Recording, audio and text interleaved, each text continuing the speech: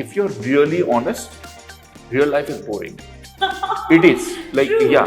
But if you're curating only the high points of your life, that, hey, look at me, I'm in an interview with India Today right now, or I'm like getting makeup done. I am not against followers or against social media. I think, again, followers means recognition, means fame, and that means that your work is worthy of having that. If your core talent is, let's say, doing get ready with me videos where you buy new clothes or you get clothes from designers and wear them, and you've got, let's say, 3 million followers, does that necessarily make you a good musician, a good writer, or a good actor? I really love is that influencers have do things so that they have followers, but actors have followers because they do. Hi, this is Bhavna and you're watching India Today. Well, I have Tahir with me right here, who has been basking in the glory of his latest release, Yeh Kaali Kaali Aankhein Season 2. Welcome to India Today. How are you? Always a pleasure to be here. And tell me, as an actor, it's a risk as well because you don't know how much of it, like especially when you're returning with a season, you know there's an expectation that you have to meet. And when you finally see that happening, what is those few days like? Like, are you someone who works and then forgets it and just leaves everything, the results, to the universe?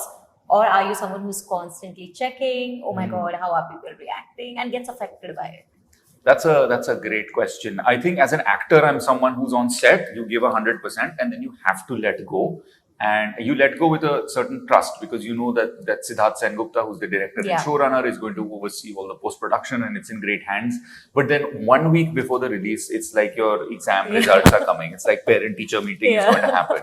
And so no matter how many years you've been in this and you know that, okay, it's another release, there is excitement and anxiety mixed together to say that, you know, I hope that people watch this season as a fresh story, but that's so also unrealistic because you know that there are going to be comparisons to the first, which is why when we were talking off camera earlier, there's that sense of relief that not only have people liked it as an independent series, but some people have actually come out and said that they like it better than the first season. That's a good compliment. Which is, it's massive because there's something known as a season 2 curse. But I'm also curious to know, you are someone who is so attached to your characters and to the script as well. So are you someone who is involved with the writing at any stage, or do you ask a lot of questions to your director when you perhaps don't know where this character is going, or perhaps don't agree with where the character is going? Do you have those chats? I do ask a lot of questions. And I think that those questions are almost a part of the workshop phase. It's where, where you try to figure out, and it's like your interior designers trying to decorate a house. You're like, does this sofa work here? Does this painting work here? Does this plant go? And the director comes with his ideas and I come with mine. And I think the most generous thing about Siddharth Sengupta is that I have the freedom to take 5 ideas to him. He might reject 3 of those 5 ideas, but there's always a dialogue that happens, and that's what makes it so collaborative.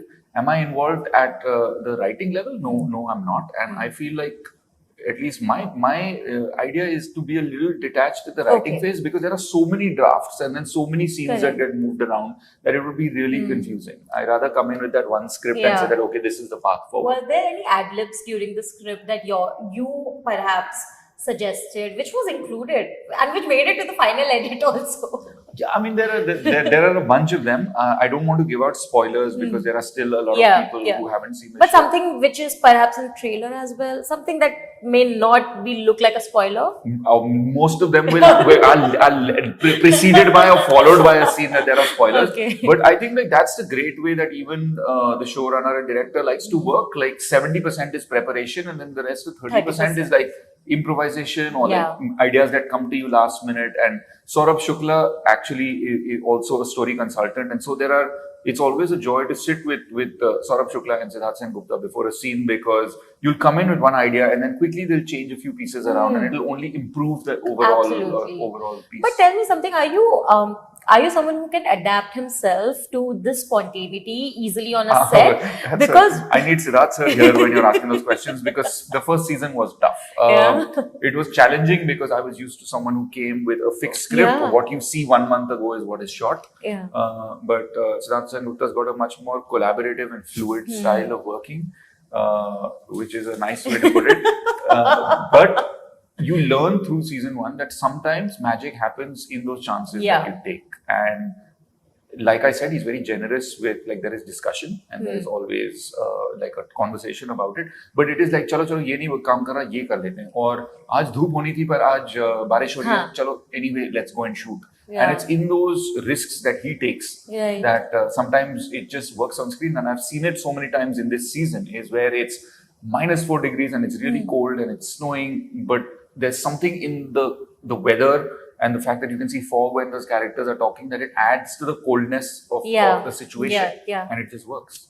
Yeah, no, but the reason why I asked was because sometimes when you're very not rigid per se, but when you're someone who's used to preparation, like who needs to know exactly what they're going to say, what they're going to talk about in a scene. But when you have someone like a Saurabh Shukla and Siddharth sir who are so spontaneous and they immediately will be like, ये नहीं लग रहा है कि अब काम कर रहा है. Initially when you were trying to adapt, how was that like? And once you learn the grammar of it, does it become easier It's then? really well put, because learning the grammar is exactly it. It's like you're learning a new language. Yeah. It's like you know how to do one skill, but then you're adapting. Yeah. There are initial growing pains, but once you learn how to do that, it's very free. And it doesn't mean that you don't come unprepared or you Yeah. leave your preparation Correct. or your planning behind. It's that you know your preparation so well that you can then forget it. Yeah. And that is the growth, is Yeah. that you can be like, okay, we're not following the rules. We know the rules, Yeah. but we're going to break them now. Does it ever bother you?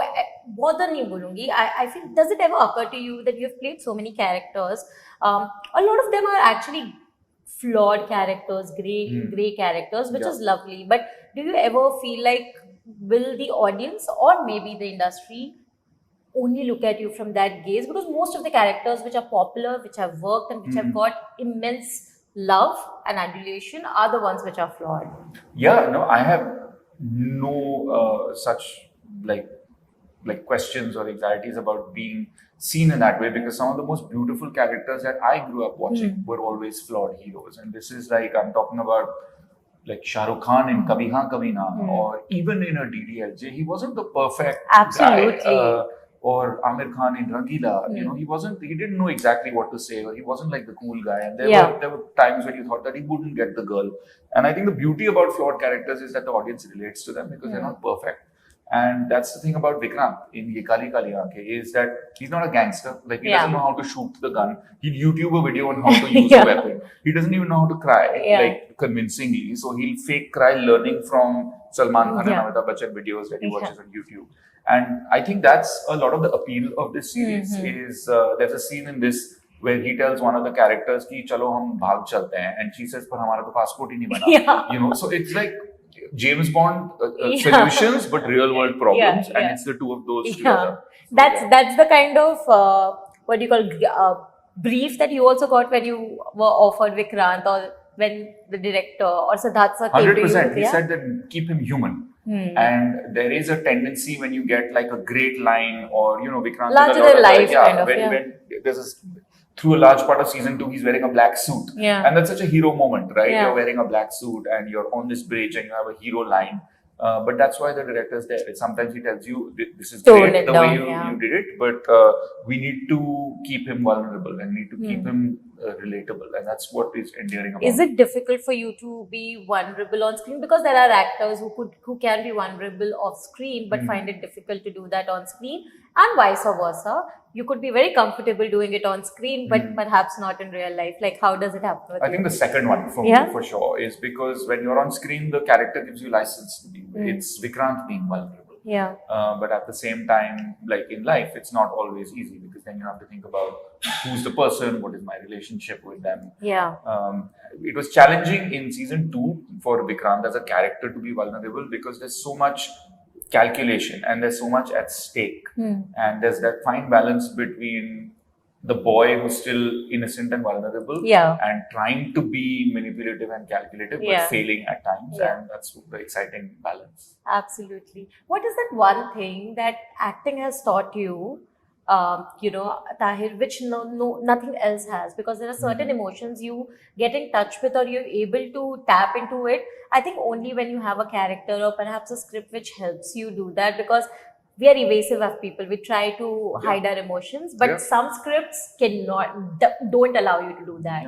Have you gotten a script like that? 100 all the time. I think what every performance has taught me, whether it's like Sunil Gavaskar in '83 or Derek in Chichore or now Vikrant in Yeh Kaali Kaali Aankhein, is that you get to see life from a different person's shoes, whether that person is make believe or real. And that just gives you empathy. It's just that, that it's that classic Instagram meme of everyone you meet is fighting their own battle. True. And so it gives you that. And as a person, like it's just taught me that a lot of the things are transient, and to appreciate like the moments more. Like even Yeh Kaali Kaali Aankhein season 2, it was special because the cast was coming together, and it was the first time I was doing a sequel. I've never returned to a character. Yeah, true. And the first one we shot during a lockdown, and so everyone was in PPE kits, and it was very chaotic. It was a difficult time. So it was just appreciating the fact that 250 people will come together to create these 6 episodes, and this will definitely never happen again in this combination. True. So it's like, I think things that only like an artistic like poet in you will appreciate. And you are one of those people. I would say artistic for sure. Artistic. Poetic sometimes. It depends on who you ask.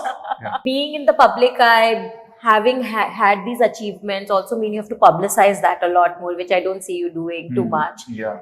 Being on Instagram a lot more, because that is the only way right now to connect with the audience directly. How do you be evasive to that culture, not give in to that culture, still be relevant and not get bothered by these things? It's a constant balancing act between the idealist in you and then the realist. Because the idealist is that, work is work and I'm very passionate about it. And the realist is that, like you said, show business. Like there's the show, which is the art, and then there's the business, which is the commerce. And I believe that there is a healthy balance. No one, I don't ever be a part of a project, whether it's a film or an OTT series, to say that this producer should make a loss. Like it is eventually an expensive art form. And whether it's a Siddharth Gupta for Yeh Kaali Kaali Aankhein or a Sajid Nadiadwala for Chichore, you want it to be a successful product. I can't believe I just said a successful project or a successful piece of art. No, but it's also a product like in the commerce part of it. Since we're answering this keeping question. The commerce part of it. And what you really want as an artist is for the maximum number of people to see it and be affected by it. The only way the commercial aspect knows how to quantify that is the number on the box office or the number of likes on social media. And so what I'm excited by is that, when I walked in today, like a security guard told me that he really liked it. There was like an auto rickshaw wala who I'll meet who really enjoy it. I'm meeting journalists, I'm meeting family, and they've been affected by it. They've been either amused, they've been tense, they've cried or laughed, and that's exciting. The benchmark is, fortunately or unfortunately, those numbers. And even when it comes to social media, I feel like there's a healthy balance. Like you can be out there, and I love the fact that people who've seen the work or even previous work can interact and ask you, why did you pick this character? Why did he do this? When is the next part coming? And you can have that immediacy. But living every moment and every day on social media, for me, it's problematic because if you're really honest, real life is boring. It is. Like, but if you're curating only the high points of your life, that, hey, look at me, I'm in an interview with India Today right now, or I'm like getting makeup done. But every moment isn't like that. And then there's that pressure of I need to make everyday life an algorithm worthy moment. And that becomes dicey, both for the audience's expectations and then your expectations of yourself. You were so bang on when you said that real life, in genuine sense, is boring. It's boring. So and true. I think like being a real sports person or being an entrepreneur or being an actor is living those boring moments in practice or in reflection or in travel. And a lot of those times don't have to be on camera. Maybe this is too idealistic for today's day, but perhaps the reason why I say that is because of late we kind of hear a lot of times when actors today are also getting chosen based on the number of followers they have on Instagram, at least for certain roles. Does that seem like a concern? At least to me as an audience, it does seem like a concern, because if you are only looking at the followers and not the craft of that person, for an audience, from an audience perspective, I think it's a disservice to the art. 100%. But what about you? Fine balance. Again, I am not against followers or against social media. I think again, followers means recognition, means fame, and that means that your work is worthy of having that. But it has to be balanced with something. What does that person have followers for? If this is someone, and again, I've always said that Reels takes a certain amount of discipline, it takes a certain amount of creativity. You wake up in the morning, you think of a concept, you shoot it, and you're doing it all yourself. But if your core talent is, let's say, doing get ready with me videos where you buy new clothes or you get clothes from designers and you wear them, and you've got, let's say, 3 million followers, does that necessarily make you a good musician, a good writer, or a good actor? Maybe not. My guess would be maybe not. Your qualification is confidence on camera, shooting creatively, and making aesthetic content. But as an actor, if you've done work, you do theater, you do film, and you do get ready with me. Then it makes sense, I mean, it's a part of the personality that you have, rather than just being the personality. Exactly. And so for me, it's that balance. And a saying that I really love is that influencers have do things so that they have followers, but actors have followers because they do things. So it's like there's a difference, and one can flow into the other if it's backed by something. And that difference is a lot if someone actually reads that quote well, because unfortunately the lines are blurred in today's time and age. But tell me, I mean, despite the body of work that you've done, which is very limited actually, very niche, you've worked with some of the greatest directors that one could ask for in the industry, like Kabir Khan for that instance, or be it even a Nitesh Tiwari. I know of people who would give their one hand and let to work with them. I just want to understand, is this a result of the immense conviction that you have in your art, where you are like, I will wait it out, I'm not in a hurry to take every project that comes my way, but I will work with the best people in the industry? Yes, it's not always easy, but it goes with like that conventional saying of like in Mumbai, it's not only the yeses that you say that make you, it's also the no's. And it's very easy. I debuted with Mardani, and that was an anti-hero. It was like an antagonist. And it's very easy when you do something and it gets noticed and you do it well, to then follow it up with 4 things that are exactly the same. But then that's also the easiest way to get slot in that. And it was a conscious choice to say that just to make it exciting for myself and for people watching, I would want to do something different. And so because of that came like Manto with Nandita Das and with Nawaz, and that film went to Cannes. And then there was Chichore, which is like a college drama with Nitesh Tiwari, and 83, like you said. And then OTT opened up post that. And then there was like Sultan of Delhi with Milan Luthria, and now Yeh Kaali Kaali Aankhein. It's just, everything is different, but there is an element of sameness in them if you watch, because it is the same person playing them. And to answer your question, it is by design to pick like quality over the quantity. But also have variety in that. Do you ever get lectured by people around you, perhaps, ki why you could perhaps choose a more commercial film, which does not connect with you as a person so much, but you know it's a guaranteed hit. You know people do, and they are probably suggesting from a good perspective. But how do you sort of keep your ears shut to all of those? No, I would. It really depends on the part in that film, and so I am 100% like I said, like it's show business, and so being a part of like Chichore was a very commercially successful film. It was one of those rare combinations of like critical acclaim and commercial success. But if a film looks like, hey, this is going to be an amazing hit and the audience is going to have like an amazing laugh and be entertained, I would kill to be part of that project. It just depends on what the part is in the film. I'm assuming you have said a lot of no's as well. When you do that, how do people truly receive it? Because when some people do come with an ego when they offer you a project, and a no to a project would mean would be sort of seen as a no to them. Have you been able to navigate those things? I think people in this industry appreciate honesty and they appreciate promptness. And one thing that I never do is to keep someone waiting. And I try that to get back to someone, because that's then almost disrespectful. And it could be a debut director, or it could be like a stalwart who's been here for 20 years. Is tell them soon, because they're also on a timeline. Absolutely. And just be honest, is to say that I and this is how I've always done it when I felt it, is that I don't think I can serve this part and your project in the best way possible. And then when it's done with honesty, and it's done not via an agent and a manager who calls them, but you pick up the phone or you go and meet them and do it yourself. And again, it should not matter whether this is a first-time person or this thing. Then people appreciate that. And actually, I've been in situations where I've had to refuse something, and then that person contacts you when they've got something else a couple of years later, because you did it with with respect and honesty. And it's happened the other way around as well, where at a phase when I was auditioning, where someone has called me and said, "Listen, great audition, but this is what didn't work, and we hope to work with you at some point in the future."